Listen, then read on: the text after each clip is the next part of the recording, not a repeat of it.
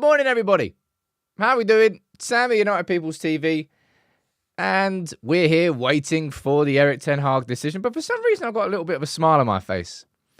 I think it's because just watching the press reeling and scrambling yesterday to try and find an angle, to try and find a story, and to try and speculate on what happened in the meeting was actually quite fun to watch, if I'm totally honest. What I'm going to do this morning is give you a complete summary of what happened yesterday. We know the meeting started around 9:30. Of course, Ratcliffe was there, Ashworth was there, Barada, Brailsford, Joel Glazer, lots more. And I'm going to run through everything that has been reported or hasn't. And I think that's part of it. We're still waiting for the decision. Now, there's going to be people that are speculating, going, oh, well, the longer it goes on, you're just speculating. You're just guessing. And that's what the press are doing. And I'll be honest, I'm quite enjoying it. We'll also speak about Harry Maguire's injury. We'll speak about international break and players that we feel need to improve. I'm going to speak about Martinez, have a conversation around Højlund, Ugarte. We'll speak about Onana as well. And there's a few things that we can talk about this morning. All right, let me see and say hello to everybody down here. And I can see that the OG has come out of the shadows after a little mini retirement. Gungshi, I can see you there, dude. I hope you're feeling better. I hope you're doing better. And you're there as well. Good morning to you, Carl, as well, and Josh. And I can see. And how is that to kick off a show? Some time away for the main man, Gungshi, that gong is named after, comes in here and just drops 50 gifted memberships onto everyone. How about that for a return? Great to have you back, man. It's a shame that you're not back when United are, doing better.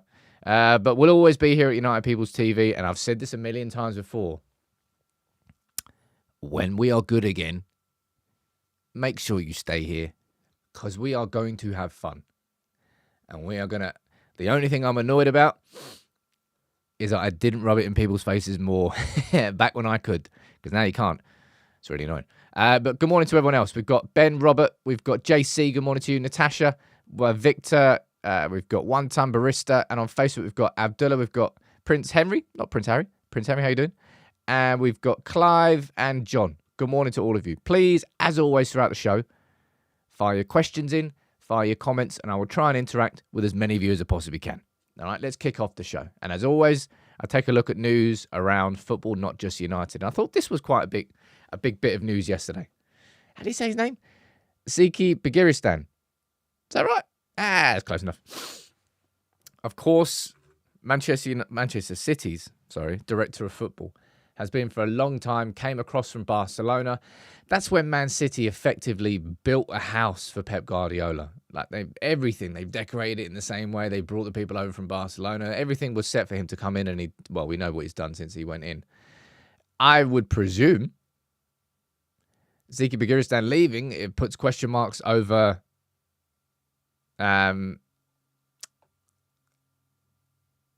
whether or not Pep will sign a new contract. Who cares? Can you just let me know in the comments here? I don't know if I'm right or wrong on this one.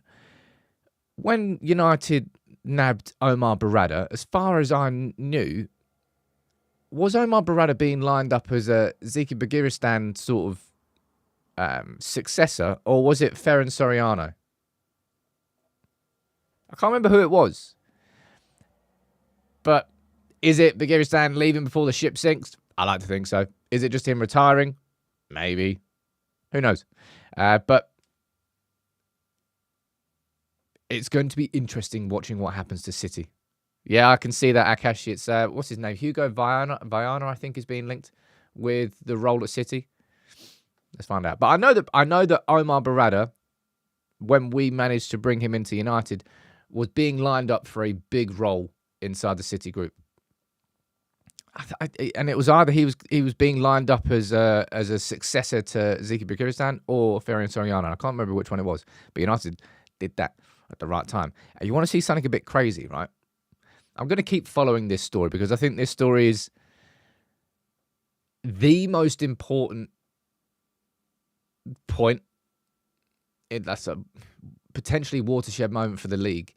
If City managed to win everything and beat the Premier League, then the Premier League is not in charge of the Premier League anymore. It's basically Man City. And look at this, right? Man City are accused of trying to run the Premier League themselves by rival clubs. And look at what they did, right? City are being accused by rivals of trying to run the Premier League after they dismissed the league's view on the verdict from the major tribunal between the two, which I believe, I think there were like 25 different claims, and I think like 20 plus of them got rejected, and City are holding on to the one or the ones that they got. And look at this. City have advised clubs, let me go full screen on this, to contact them rather than the Premier League. In an email sent by City to all 19 rivals, City dismissed the Premier League summary of the tribunal findings, claimed that the entirety of the league's associated party transaction rules were now obsolete, and invited other clubs to speak to City directly. They're not even trying to hide it anymore. Not that they've been trying to hide it for a long time. All right, they've been sort of criminals in plain sight. Go on in, find out what we've done wrong. But imagine that. City sent out an email to the whole Premier League saying, ignore what the league is saying, and if you've got any questions about it, don't ask the league, ask us. They are trying to start a civil war. They have been trying to do that for a while, actually. But just like the audacity of it, the absolute audacity of what City have done. The Game of Thrones meets Suits. If United players and United staff were Game of Thrones characters, who would they be? Fire in the comments. I'll read some out during the show.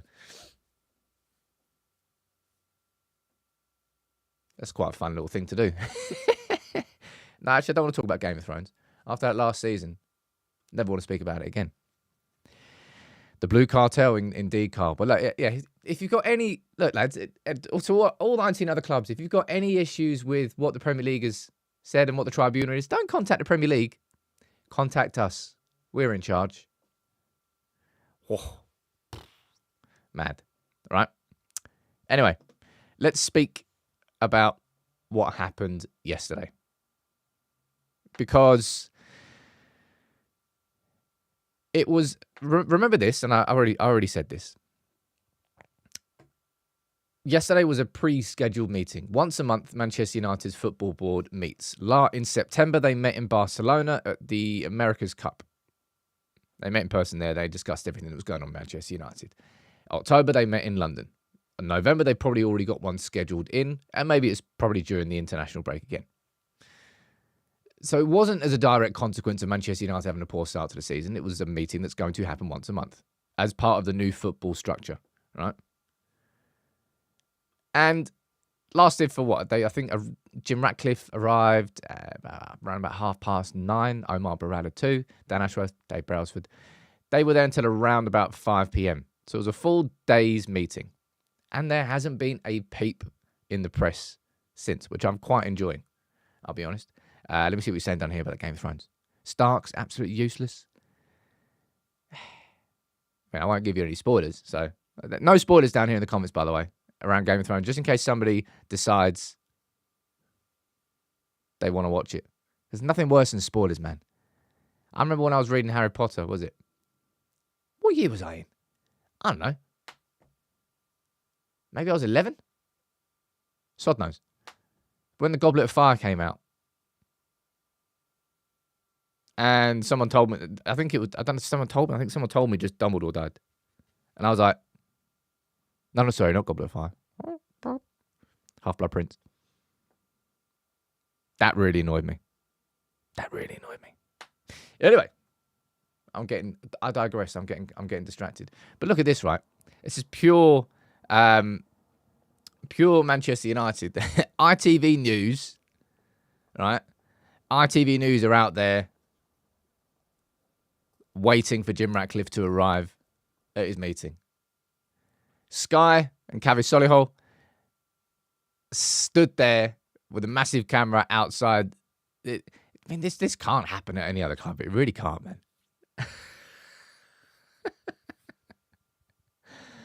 I'm laughing, but I'm not laughing. Anyway, they were disappointed. Do you remember when, what's his face? Is it Gary Cottrell? Remember when Gary Cottrell went to Dortmund when United were trying to sign Sancho, I think it was. And he was just in Germany, and like the whole German press were just laughing at him. Like, what is this bloke doing here? Like, the club's already said he's not for sale unless they pay a certain amount, and Man United aren't going to pay it. But he was out in Germany every single day in like a car park of like Dortmund, trying to get some sort of story. It's exactly what very, very similar energy coming here from Kavi Solihull. Jason saying, I know we shouldn't bring politics here, but if we see what Israel is doing and they are still competing, I mean, dude, if you really... No, I'm not answering that. I know we're not bringing the politics into here. We can bring... Man, I'm not getting into that conversation. Because I'm just not. Right. And I'd appreciate if nobody sends in stuff like that. I'd ignore it next time. Right, here is a video. It's like peeping that. It's proper paparazzi stuff, isn't it? Like just a little zoom in video of somebody sneaking out the back door. Dave Brailsford and Jim Ratcliffe getting into the car, leaving the meeting. It's almost David Beckham-like. Ladies and gents, the press didn't find out anything. Right? The press have got nothing from this meeting. And you remember when the Omar Barada story came out of nowhere? Everyone was like, huh? Who? First of all. Second of all, didn't see that coming. Any names that were linked with that position, it was not Omar Barada. And INEOS kept that completely under wraps. No leaks here whatsoever. And look, I don't think that's... That in itself isn't the story.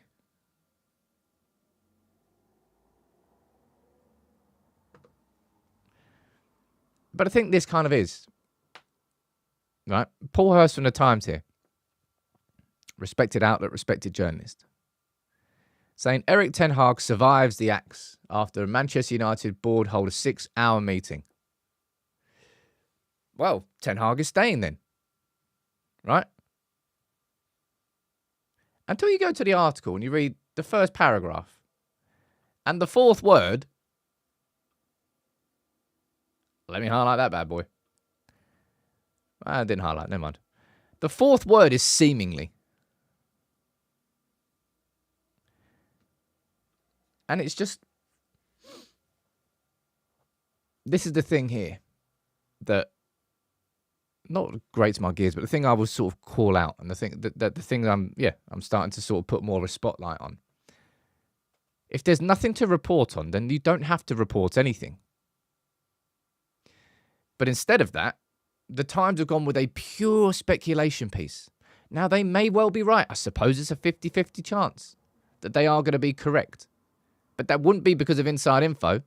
It will be because they speculated, they put their money on black or red, and it came in.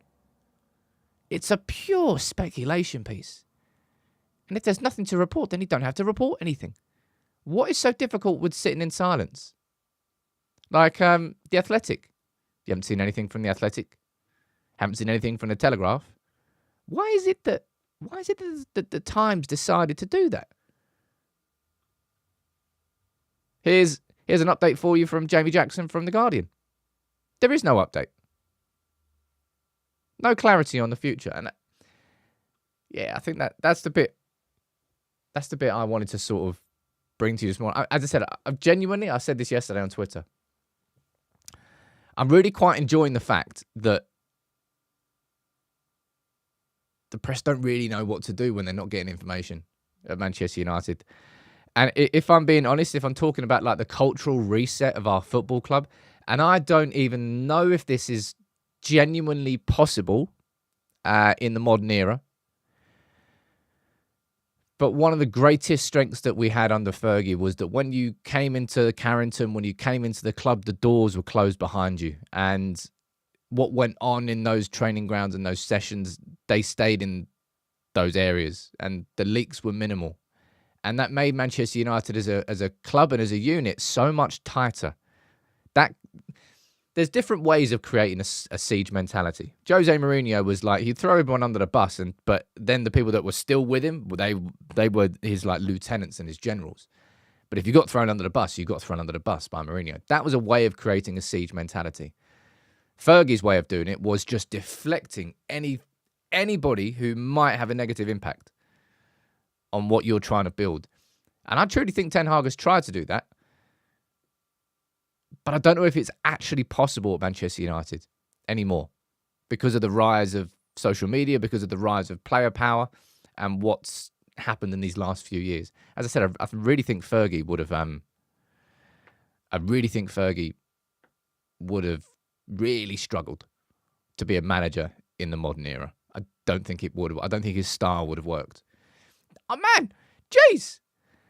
The proper legends of the channel are coming out today, and all of you are still here, mate. Nuruddin and Gungshi, you've gifted 50 each. The gong's got to come out. The gongage. OG, let's meditate. What does that sound like on there? Hopefully it doesn't sound too bad. Big up Nuruddin gifting 50 as well. All of you, please come in the Discord. Right? We're working in the background now on improvements to the Discord, to the community. And I hope you're going to enjoy them. Now, let me get the link for the Discord, and then we'll go back down and we'll read some more of your comments out. But thank you all for just sticking by me and sticking by United People's TV through these tough-ass times. At some point, we'll be good again. Don't quite know when. But yeah, that's it.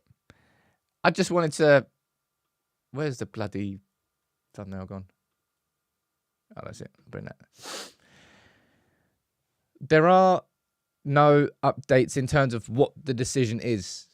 The decision hasn't been made, as some tried to report yesterday. Well, it has been made now, but we don't know what it is. Will Ten Hag be sacked tomorrow? Well, you could probably use the same headline every single day until you get a decision on it. It's like, I've had a moan about it, and I'll be honest, I'll probably will continue to moan about it because it's in direct contrast of what I'm trying to do here. Connie's saying if they decided to sack him, then they have to tell him first before announcing it, and he's away, so they have to fly out and tell him. I said this yesterday. Well, not to you, actually. Erik Ten Hag's out there in Ibiza and his budgie smugglers, having a great time. Remember, of course, he was in Ibiza on holiday when he got a call from Manchester United before saying that he was going to keep his job. Right? Jonathan, you're disagreeing with me saying that Fergie would work in any era, born leader and winner. Now, I'm not saying that it wouldn't work. I just think that there'd be certain elements and certain elements of control, and certainly in terms of player management that worked previously that wouldn't work in the modern era. And, well, I suppose we'll never know. And it's the same thing as sort of like people try to... Like I had an email from a subscriber the other day. And I always enjoy receiving his emails. A bit random. He was just saying, Sam, have you ever thought about doing a deep dive on George Best? And my mum actually speaks about George Best. Where is it? I think I've shown you this before.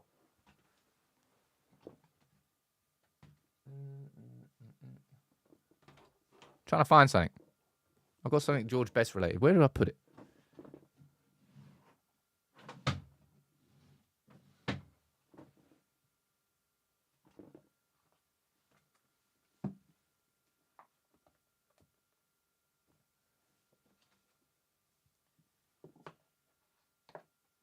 I've got no idea what it is. Anyway, I got an email from a subscriber saying, have you ever thought about doing a deep dive on George Best? And I was like, I'd love to. I don't think enough of the modern audience would appreciate it, given the amount of work that goes into it. But if anybody has any ideas like that, please fire them over.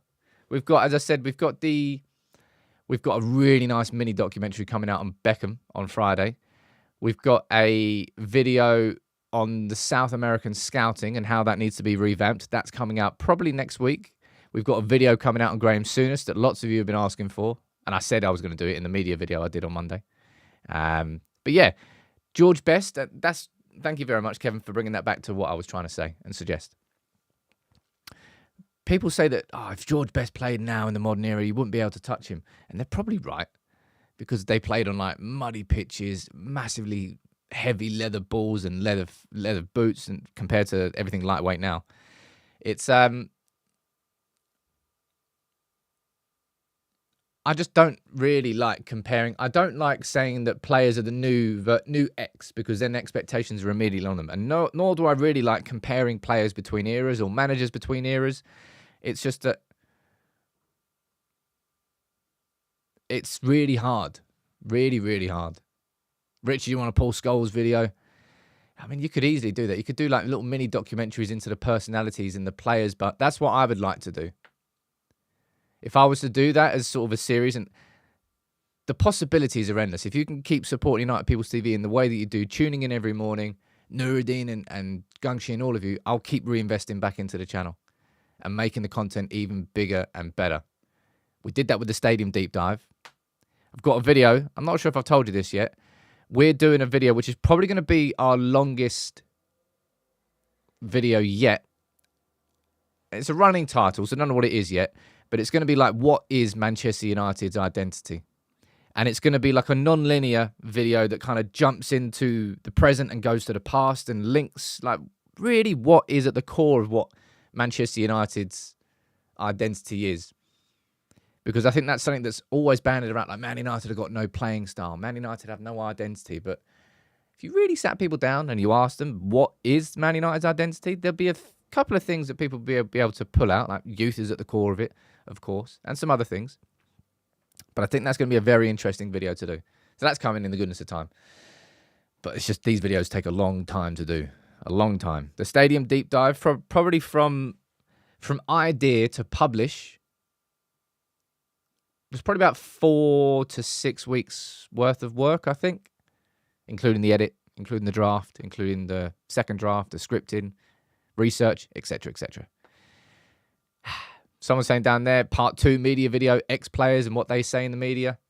I mean, you could speak about that. You've got Paul Scholes, you've got Rio Ferdinand, you've got Owen Hargreaves. I mean, does Michael Owen count? I mean, technically. Michael Owen, is there a club who he's played for and the fans of that club actually like him? Like Newcastle fans, I don't think they like him anymore. Liverpool fans, I know they don't like him because he joined United. United fans, no one cares about Michael Owen. Anybody? Maybe England fans. Probably England fans. I reckon there. How about one of our keepers through the years, says Eugene? Boy, that period between Barthez and Van der Sar was like the Wild West of goalkeepers for United. The Wild West. JC, what you're saying, the contracts don't stipulate you have X years contract unless people or press whinge? I don't know what that comment means, mate. Sorry. I can't read that properly. Truth be told, we may well find out what has happened with Erik ten Hag today. We may well get a decision. My notifications are on for David Ornstein. I would presume that David Ornstein is going to be, not presume, but yeah, I kind of guess that he would be first to the news. So when the news comes out, I will be here. Teresa, you're saying you'd love a deep dive on Roy Keane. Don't you worry about that. That's already in production. Not a deep dive. I think the premise of the video on Roy Keane is we're kind of going to be looking at the two sides of Roy Keane. The Roy Keane that you knew as a player versus the Roy Keane that you kind of seen as a... Basically, since he's been on the overlap. Since he's... When Roy Keane is a pundit, Roy Keane is still Roy Keane. But when you get Roy Keane on the overlap and you sit him alongside friends and like... They're friends. Ian Wright, I love Ian Wright. I wish he'd play for United. Seems like a properly sound dude. But when you put him in that environment, you see a different side to Roy Keane. And I like that contrast. So I'm going to do a video on that. Anyway. All right. I'll be back here later today at some point. Probably. With an update on Ten Hag. Just my opinion. No speculation. It kind of feels like INEOS are going to give him until the next international break. I think if I was to predict what was going to happen, I think that's probably what I would predict. That he does get the next 7 games. Now, for some of you, that might be just a hiding to nothing. For some of you, you've checked out. And I've already explained going into this international break that how I've lost faith in Ten Hag, in his ability to implement the system he wants onto these players and on the system itself. That's just my personal opinion. It doesn't mean that I think he's got absolutely zero chance of turning it around, but I've just lost faith. And I imagine some of the players have lost faith as well. Whether he can and whether he does get the opportunity, we don't know. But if I was to predict, I think they'd give him until November, which is kind of what Gary Neville said back in the day, and that's what I agree with. But this is certainly a testing time. So I wouldn't be surprised if they did move him on and they got Ruud as an interim. I wouldn't. I don't think it can be considered a truly shocking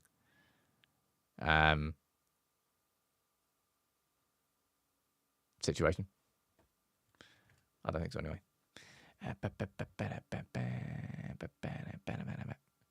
Right, let's move on to next couple of talking points. Right, in fact, let me read some of your comments out down here. Jonathan saying Keane is comedy gold, funnier than Bishop McIntyre. All these, yeah, Keane is sort of like, especially when he's a pundit, he knows who Roy Keane is seen as, and he kind of like doubles down on the Roy Keane tough guy approach. But in the overlap, just like the quips and the reactions, he like you start to realize he actually is genuinely quite a funny bloke. He definitely is the funniest person on the overlap for sure. Mahad saying, if Ten Hag gets sacked, could you do a video on candidates? Look, if Ten Hag is replaced, then all that content will be created. But we don't need to have a conversation about any of it until we have a decision, until we know what's coming up next. Ella, you're feeling chipper on Facebook. I'm done listening to you. I'm blocking you on all channels. Right. See you later, Ella. What'd I do? My bad. Jonathan saying, what's the point in giving it to Ruud? INEOS would give it to Ruud if they've lost faith in Erik ten Hag. That would be the purpose of giving it to Ruud, and that's probably half the reason why Ruud is at the club. That safety net.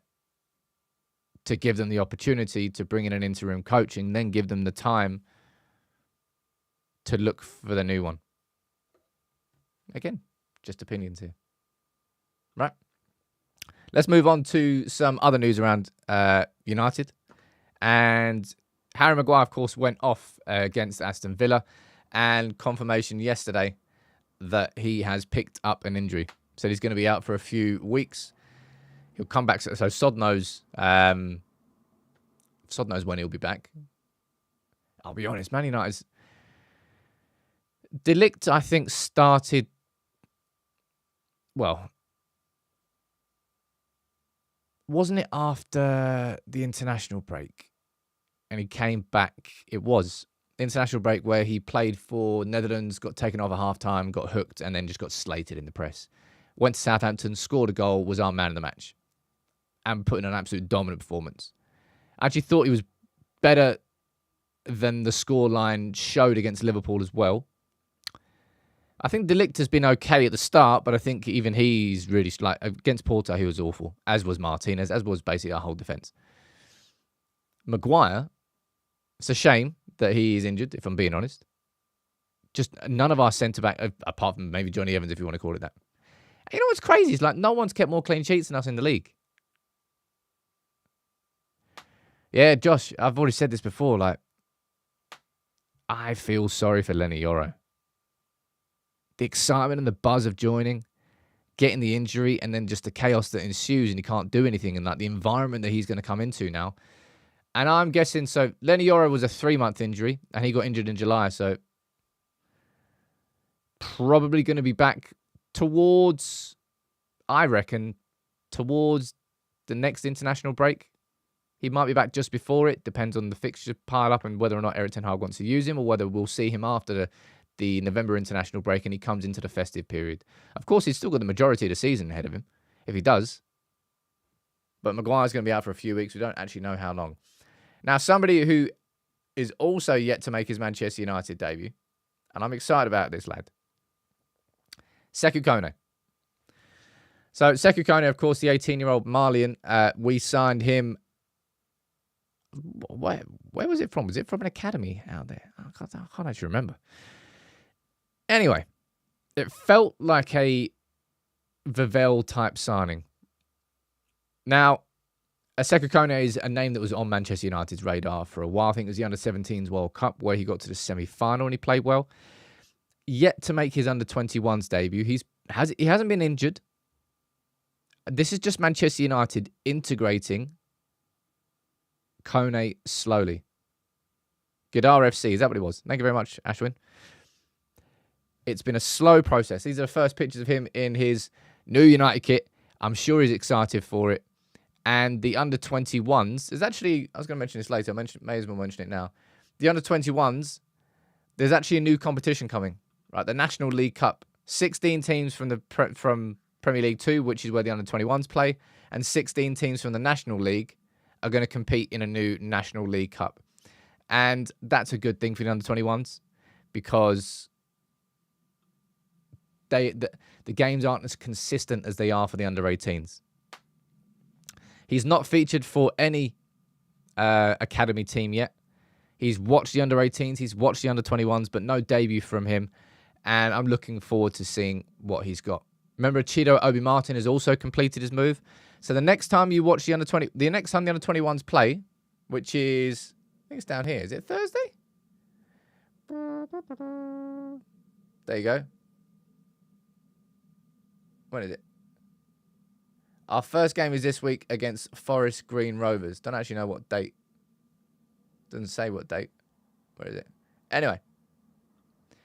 The next game for the under-21s could well feature Sekou Kone and Chido Obi Martin. Now, if that's not a reason to watch the under-21s, I don't know what is. Mazid, you're talking about Lacey and Ibrahimov.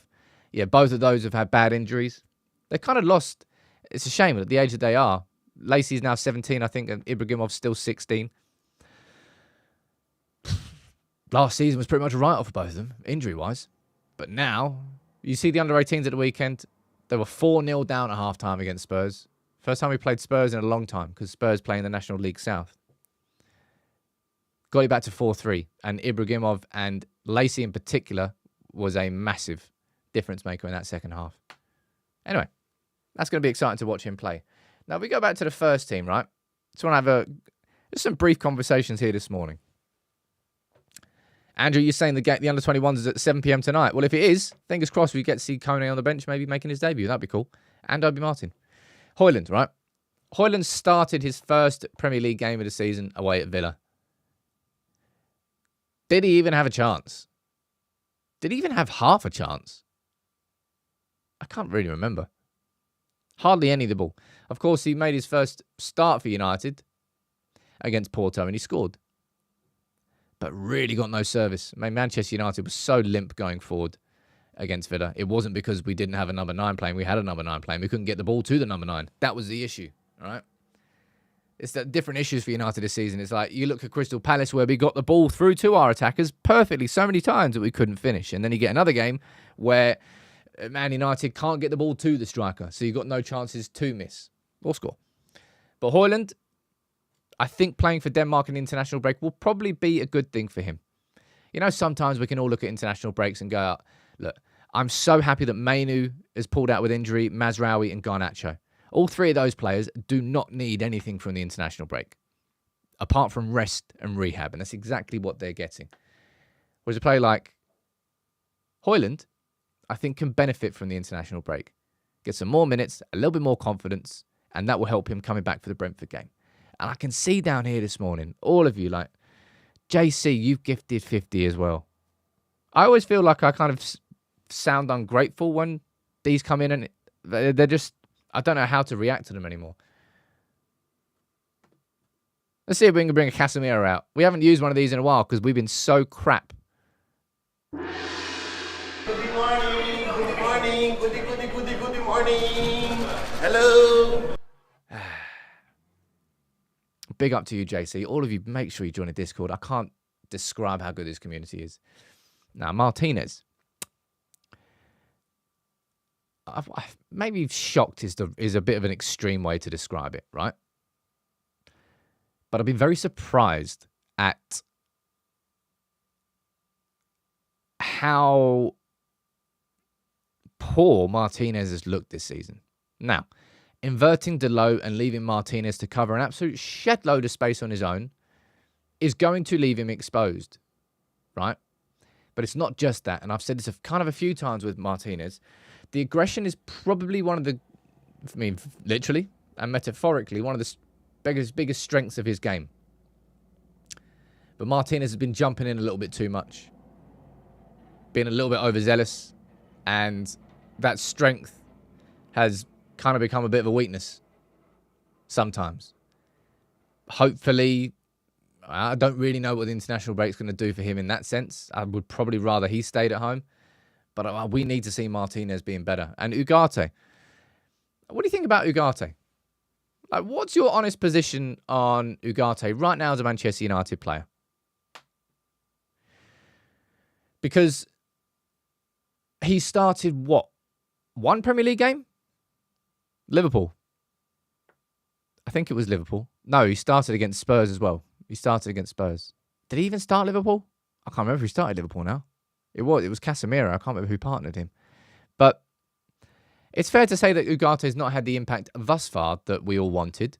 I don't really think that he's kind of played enough. Akash, you're saying early days. Natasha, you're saying not seeing enough of him. Now look, like that Villa game, the setup of that team was not an environment where you're really going to get the most out of Ugarte. Because we play with that much deeper low block, well, you don't really need him in that environment. Casemiro started with Manu against Liverpool. There you go, Akash. So yes, the first start for Ugarte, the only time we've seen the midfield was Ugarte, Manu and Bruno was the Spurs game. I don't think we've seen enough of him. And I'll be honest, I question this now. Whether we're going to consistently see a style of play that's actually going to get the most out of him from a profile perspective. Which I do think there are still issues inside this squad in players being used in certain ways where it's not actually going to get the best out of them. You could probably tweak how you use them. And leaving Martinez isolated in the channel by inverting Delo is a key example of that. Ben saying I'm a bit worried that Ten Hag's not playing Ugarte at all. Ten Hag did say it would take him time to settle in. And he's yet to complete 90 minutes for us yet. Don't know. And Natasha's saying maybe it's going to be his chance for the next few games coming up. I'm so happy that Mainu's got 2 weeks off. Love the kid, but he's looked fatigued, man. Mate, I said it a couple of times already. Mainu just like glided around the pitch last season. Just movement was easy for him. This time it's a bit cumbersome. It's kind of like he's got a little bit of lead in his legs that he didn't have last season. I think partly that is fatigue. Mazraoui, him getting a rest too. We like that. And Garnacho. Ugarte, of course I want to see more of him. But I think physically I want to see more of him. He needs to get used more. Any news on Luke Shaw? Is anybody still questioning anything about Luke Shaw anymore? I mean, what's the point? I'm fully checked out of the Luke Shaw camp. I don't doubt that he could come into this team for maybe the second half of this season and we'd look a better side as a consequence. But that's because we're going to have an actual left-back playing left-back rather than it being Luke Shaw who's returning and he's incredible. Luke Shaw is a very good player. Luke Shaw should not be a Manchester United player next season and we should have a new left-back. Right? Done and dusted. No questions asked. And it's a massive shame. Luke Shaw, unfortunately, is going to be one of those players where you have to look back at his career and go, what if those injuries weren't there? And he's just going to be one of those. It's a real shame for him. I don't doubt his, right now, Mason Mount's Manchester United career is going down that path. I don't doubt the drive and the commitment to actually want to be successful, but your body says no. And your body keeps giving up.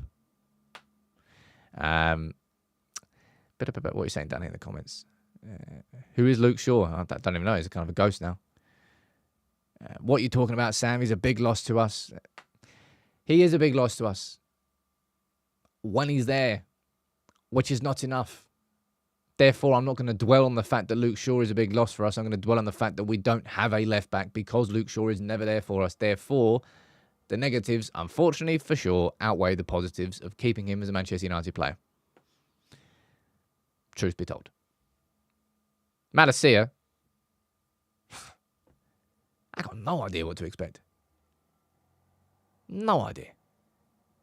Because unfortunately for Malacia, and this is probably a big reason why it's taken him so long to actually return from injury, Malacia, the way that he plays, a lot of his game was built around his physique, his athleticism, because he would, if he gets caught out of position, his acceleration over the first 10 yards meant that his recovery pace was unrivaled, and he would 9 out of 10 times be able to get back into that position before it becomes a threat. And that was Malacia's game.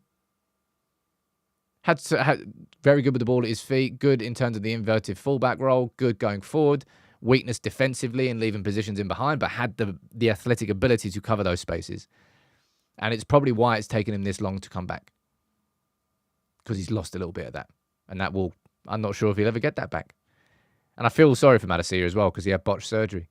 Martinez had botched rehab on the metatarsal. Came back too soon. Reoccurred. And Malacia had knee surgery. And I don't know whether it was botched knee surgery or whether the rehab, again, went too fast in the rehab and hurt himself more. But right now, I am, 9th of October.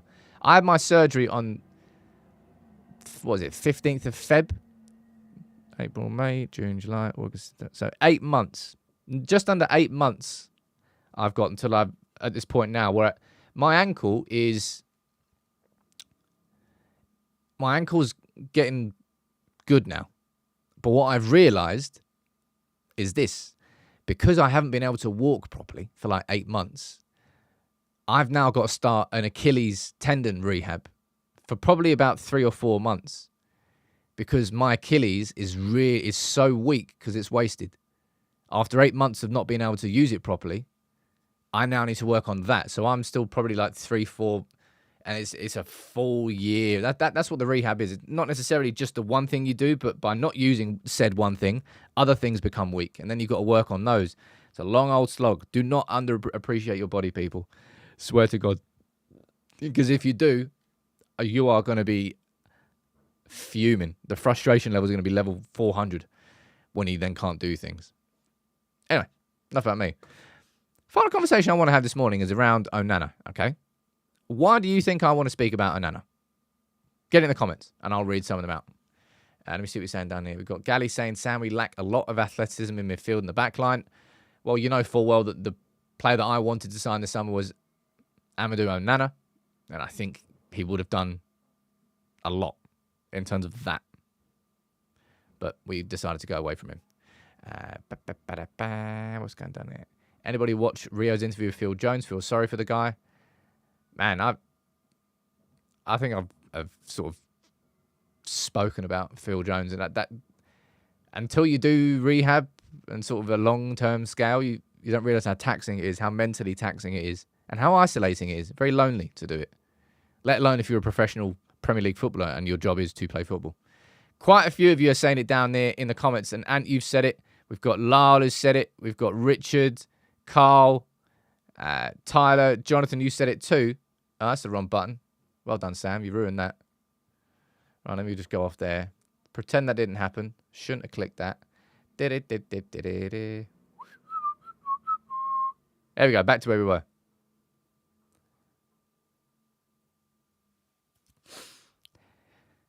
Do you know how that actually makes me feel worse? When it comes to where Manchester United are in the league this season. You're telling me we are 14th in the league and our goalkeeper has kept more clean sheets than any goalkeeper in the whole bloody league.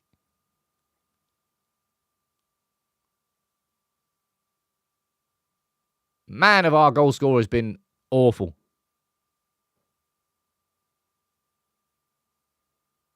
Look, fair play to Onana. I think, of course, there are still mistakes that he makes, and I'm still not seeing the Onana. The passes that I want to see more of from Onana are like the 25, 30 yards, little floated balls over the first press to a fullback or somebody on the touchline. They're the ones I think we need more of. rather than the short passes, or the long passes are still a bit weird. The occasional one comes off. But that really does annoy me. The fact that we're leading in clean sheets for the whole season, but we're 14th because we've scored 5 goals in 8 games.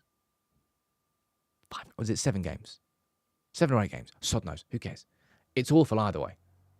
But fair play to Onana, all right? Tidy's saying you're still not convinced. Yeah, well, Ollie, who works with the team as well, he's not convinced. And there's lots of people that still need convincing around Onana. And I understand that. Some people get annoyed about his positioning in goal. I'm not saying he's a perfect goalkeeper, far from it.